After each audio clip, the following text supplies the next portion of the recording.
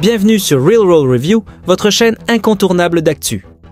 Aujourd'hui, on plonge au cœur d'une révolution qui bouleverse l'industrie automobile. Comment la Chine est-elle devenue le premier constructeur mondial, surpassant les géants historiques comme les États-Unis, l'Allemagne et le Japon? En quelques décennies, le pays est passé d'un simple suiveur technologique à un leader incontesté, notamment dans le domaine des véhicules électriques. Mais cette ascension fulgurante ne s'explique pas seulement par les stratégies chinoises. L'Union européenne, avec ses réglementations strictes et ses décisions politiques, a-t-elle involontairement favorisé les constructeurs chinois au détriment des marques européennes? Pourquoi les géants de l'automobile occidentale peinent-ils à suivre le rythme? Les voitures chinoises vont-elles envahir nos routes dans les prochaines années? L'Europe a-t-elle encore une chance de rattraper son retard? On décrypte tout ça ensemble, restez bien jusqu'à la fin, car vous découvrirez les enjeux cachés et les conséquences pour l'avenir de l'automobile. Installez-vous confortablement, attachez votre ceinture, c'est parti! L'ascension fulgurante de la Chine, la nouvelle puissance automobile mondiale. Il y a encore 10 ans, l'industrie automobile était largement dominée par le Japon et l'Allemagne. Mais en 2023, un bouleversement historique se produit, la Chine devient le premier exportateur mondial de voitures, leurs exportations ont été multipliées par 4, dépassant le Japon et l'Allemagne, avec 4,9 millions de véhicules exportés. Ce qui représente 25% de la part de marché mondial. En 2024, le constructeur automobile chinois, BYD, a vendu plus de 4 millions de véhicules, soit 2 fois plus que Tesla. Comment la Chine a-t-elle réussi cet exploit en si peu de temps? Un soutien massif de l'État. Contrairement à l'Europe, où la transition vers l'électrique repose sur des incitations fiscales et des normes environnementales strictes, la Chine a injecté des milliards de subventions dans son industrie automobile. Résultat, des constructeurs comme BYD, NIO et Geely ont pu investir massivement dans la production et la recherche. Un marché intérieur gigantesque. La Chine a un avantage unique. Son marché intérieur représente le plus grand bassin de consommateurs de voitures électriques au monde. En 2023, 60% des voitures électriques vendues dans le monde étaient les chinoises. Une avance technologique sur l'électrique. Contrairement aux Européens, qui ont longtemps misé sur les moteurs thermiques et hybrides, la Chine a tout misé sur l'électrique dès le début des années 2010. Résultat, aujourd'hui, les voitures chinoises sont non seulement moins chères, mais elles disposent aussi de batteries plus performantes et d'une meilleure autonomie. Des réserves stratégiques de métaux rares. La Chine possède des réserves stratégiques de certains métaux rares, appelés aussi terres rares, essentielles à la fabrication des batteries électriques, comme le lithium, le cobalt et le nickel. Grâce à un contrôle dominant sur l'approvisionnement en ces ressources, la Chine a pu garantir une production stable et à moindre coût de batterie, renforçant ainsi sa position de leader mondial dans le secteur des véhicules électriques.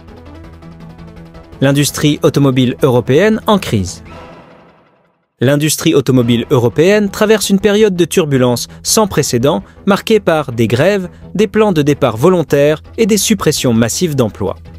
En décembre 2024, près de 100 000 salariés de Volkswagen, sur les 120 000 que compte l'entreprise en Allemagne, ont mené des grèves d'avertissement dans 9 des 10 usines du groupe. Ces actions visaient à protester contre un plan de restructuration prévoyant des fermetures d'usines, des réductions de salaires et la suppression de milliers d'emplois. Les sites de Wolfsburg, Hanovre et Zwickau ont été particulièrement touchés par ces mouvements sociaux.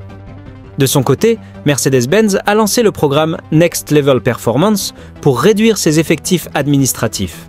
Ce plan propose des indemnités de départ pouvant atteindre 500 000 € pour les employés de longue date acceptant de quitter volontairement l'entreprise. Cette initiative vise à économiser 5 milliards d'euros d'ici 2027, tout en évitant des licenciements forcés. D'autres acteurs majeurs de l'industrie automobile européenne, tels que Michelin, Valeo ou Forvia, annoncent également des milliers de suppressions de postes. Les fermetures d'usines et les ruptures conventionnelles collectives deviennent monnaie courante, reflétant la profonde crise que traverse le secteur. En 2019, le marché européen des voitures neuves atteignait un record avec 15,3 millions de véhicules vendus. Cependant, la pandémie de Covid-19 a provoqué une chute drastique des ventes, tombant à moins de 10 millions en 2020.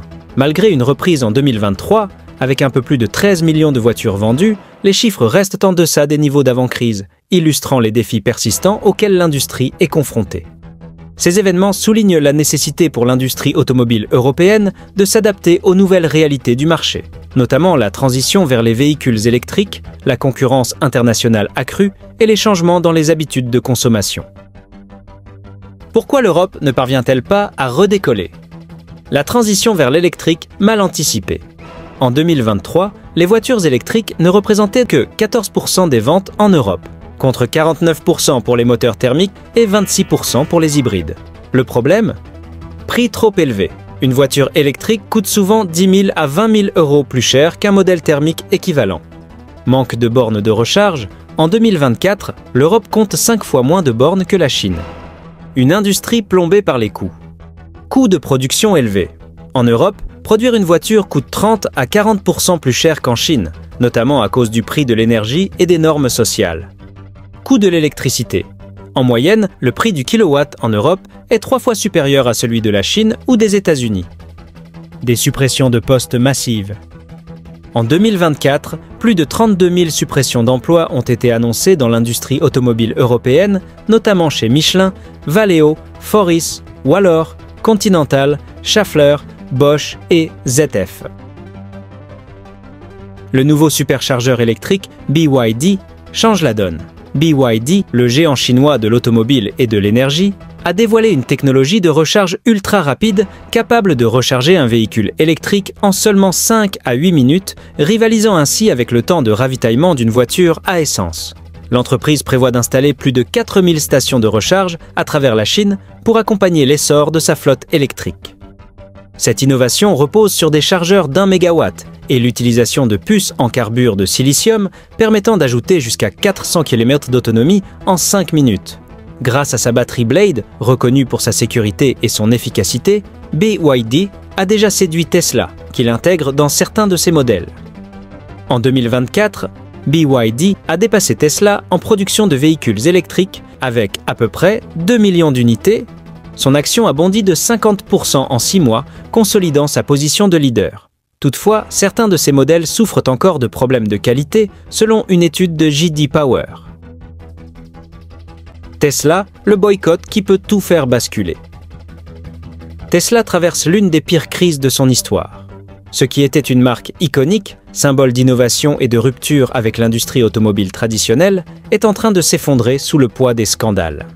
Boycott massif, rappel catastrophique du Cybertruck, chute en bourse. Et au cœur de la tempête, Elon Musk, dont les déclarations et les actes ne cessent d'aggraver la situation. Elon Musk, de génie à figure controversée. Elon Musk a toujours été un personnage clivant. Visionnaire pour certains, mégalomane pour d'autres, mais cette fois-ci, il a franchi une ligne rouge. Tout a commencé lorsqu'il a fait 2 fois successives le geste nazi. Une réaction qui a immédiatement provoqué une onde de choc. Et ce n'était que le début. Le scandale a rapidement débordé sur Tesla, car Musk incarne trop sa marque. Résultat, un boycott massif des consommateurs et des investisseurs qui commencent à se détourner du groupe.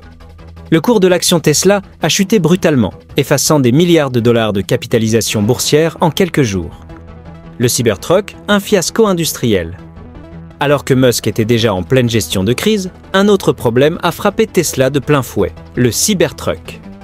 Présenté comme un véhicule révolutionnaire, il s'est avéré être un cauchemar technique. Dès sa sortie, les premiers acheteurs ont signalé des défauts de fabrication majeurs. Une direction qui tombe en panne. Des fissures sur la carrosserie en acier inoxydable. Des performances bien en dessous des promesses initiales. Face à l'ampleur du désastre, Tesla a dû rappeler tous les Cybertrucks déjà livrés. Une humiliation absolue pour une marque qui se veut à la pointe de l'innovation. Une chute en bourse qui inquiète. Tout cela a eu un effet direct sur la valeur de Tesla. En quelques semaines, l'action a chuté de plus de 30%, faisant paniquer les investisseurs. Autrefois leader incontesté, Tesla se retrouve aujourd'hui en difficulté face à une concurrence féroce. BYD, qui vend désormais plus de voitures électriques que Tesla. Les constructeurs allemands et américains qui rattrapent leur retard avec des modèles performants et fiables. La question est désormais simple. Tesla peut-elle survivre à cette crise? Musk a toujours réussi à rebondir après des échecs, mais cette fois, les dégâts sont considérables. Entre l'image ternie de son patron, des modèles défaillants et une perte de confiance des investisseurs, la marque est au bord du gouffre. Si vous avez aimé cette vidéo, n'oubliez pas de liker, de vous abonner et de la commenter pour nous dire ce que vous en pensez. À très bientôt pour d'autres analyses.